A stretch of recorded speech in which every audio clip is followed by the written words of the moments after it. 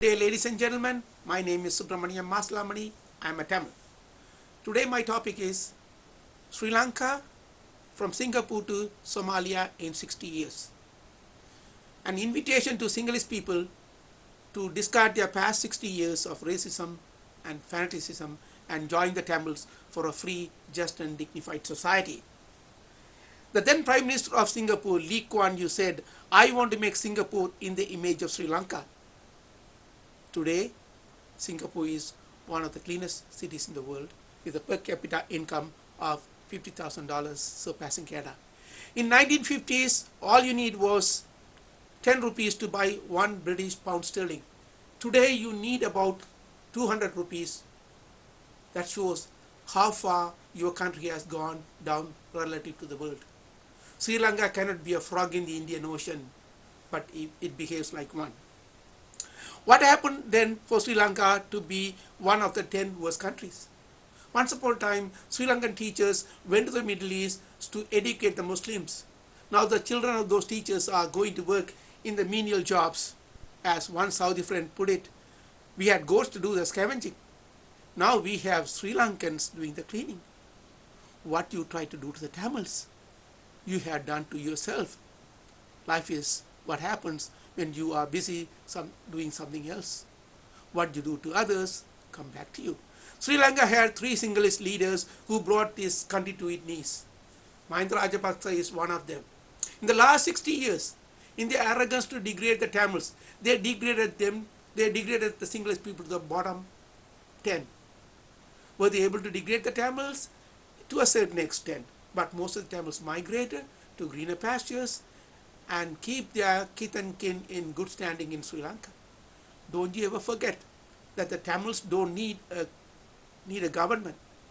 They are self-empowering people. Besides, we understand that the need for the community, so despite our competitive nature, we nurture and foster the community in our own self-interest. Some people need a government, some people need only empowerment. I am glad that I am a Tamil. Since independence, Sri Lankan politics was merged with racism perpetrated by the politicians, fanaticism perpetrated by the religious establishment, and the state terrorism perpetrated by the military and paramilitary. On tracing the Sri Lankan strife, we found that it was the triangle of evil, as it is called, the Mahavamsa, equivalent version of Hitler's Mein Kampf. The Mahasangha, the religious organization, and the Mahanayakas, the human side of fanaticism. We cannot blame the ordinary Sinhalese people, for they become what the state wants them to be. It is how the country nurtures its people. The Sinhalese people are the biggest losers in this strife. As moral law says, what you do to others, you will do it to yourself. Or the corollary is, do unto others as you would have do unto you. This is the moral law. If we have not felt the impact of this law, you have not yet looked into the cause of your misery in life. What successive governments have done is to either undermine the good motives or misappropriate other people's hard work. In the 1970s, you nationalized all the assets belonging to the foreigners. Then you alienated the Tamils by looting their hard-earned properties. These are self-defeating policies and behaviors. It is not a patriotic endeavor. It's a plundering exercise. There is no more gravy train to scoop from, so they go to foreign land to live as second-class subjects and work as menials. What they did to the Tamils, they are doing it to themselves. What goes around comes around. So it is for the Sinhalese people it's time for the Sinhalese people to about turn 180 degrees and join the Tamils on a different journey. Come to Toronto, London, Paris, Frankfurt, and Sydney and see what we have done.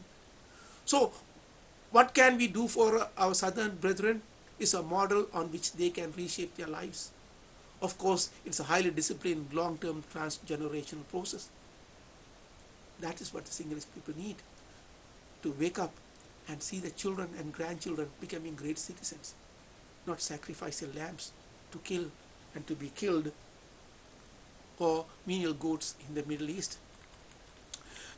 Your leaders have let you, leased you, sold you, mortgaged you to plunder the nation.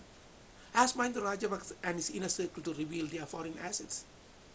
And then you will realize, in the name of nationalism, they plundered you to the bare bone. You have to either declare a moratorium on your debts or work in the sweatshops or serve the tourists with the finest of your assets, and you live like paupers. Nothing is free, nothing comes free, there is no free lunch, there is no escape. Mahinda Rajapaksa is promoting cricket, his son is promoting golf. What for? These will not put food on the table, roof over the head, a computer on the school desk. We want to offer you a better alternative. Come to us. Come live with us. Come and be our neighbors and the friends, and we will give you the ultimate formula for a meaningful life. Do not let your plunderers use fanaticism and racism to make your adrenaline rise for no reason. Look back. When I was in Sri Lanka, I earned and saved out of my 750 rupees. But today, you had to take the money in a lorry and bring the grocery in a shopping bag. This is what happens when you print money without corresponding creation of wealth. All the good meat, fish, and food are going to keep the fun-seeking tourists well fed, and they get other perks too. When a young mother, wife, sister, or daughter have to sell their body for pittance, what has become of this nation? When the fun-seeking father encounters his fun-seeking daughter at the massage parlor, what becomes of the family?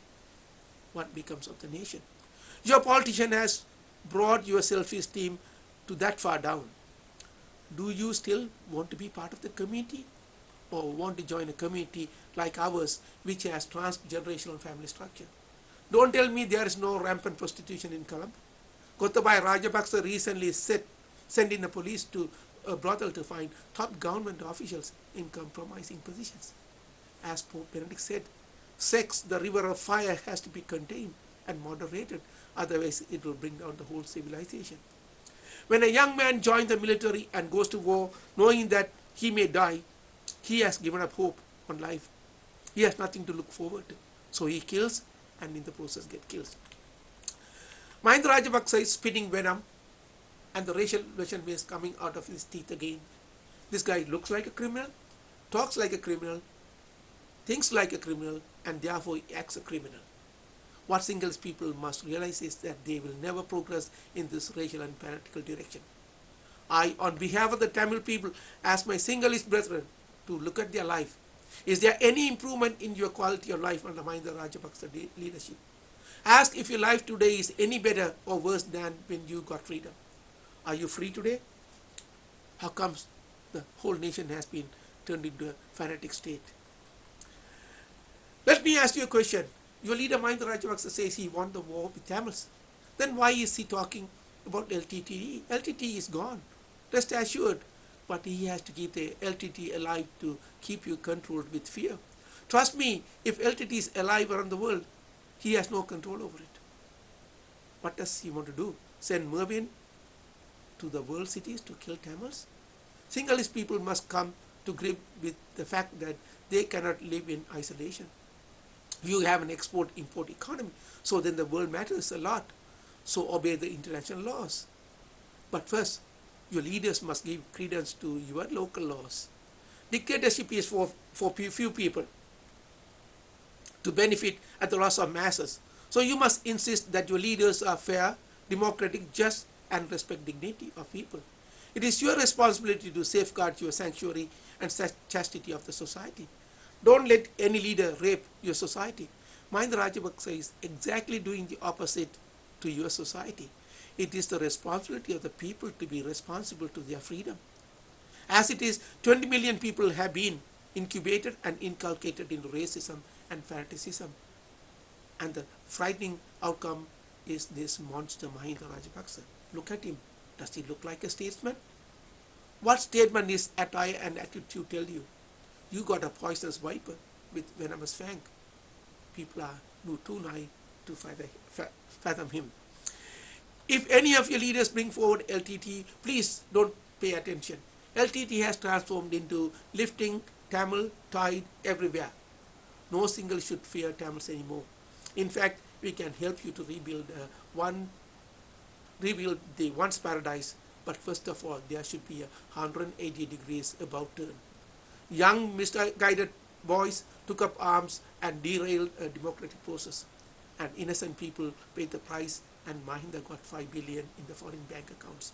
So in effect, you did not win the war. Mahinda won and got the money too. Don't worry about the resurrection of LTT. We will not let them raise their ugly head again. It was the most expensive experiment a few misguided youths undertook. Don't let your dictator keep the LTT alive for them to rob you of your blood and sweat. If your leaders are Sinhalese loving, Tamil hating, why did they kill 150,000 Sinhalese youths in 1971 and another 100,000 in 1989 uprising? It's a class struggle. It's the nature of the dictators. Dictators always keep the people looking in the wrong direction so that they can steal. That is what your Mahinda Rajapaksa and his inner circles and the armed uniformed thugs are doing. Which parent will send a son to war to die? They have over the decades converted decent Buddhist families into butchers and barbarians. How can a mother send her son to war knowing that he may get killed or he may kill some innocent human being? It is unimaginable looking from outside.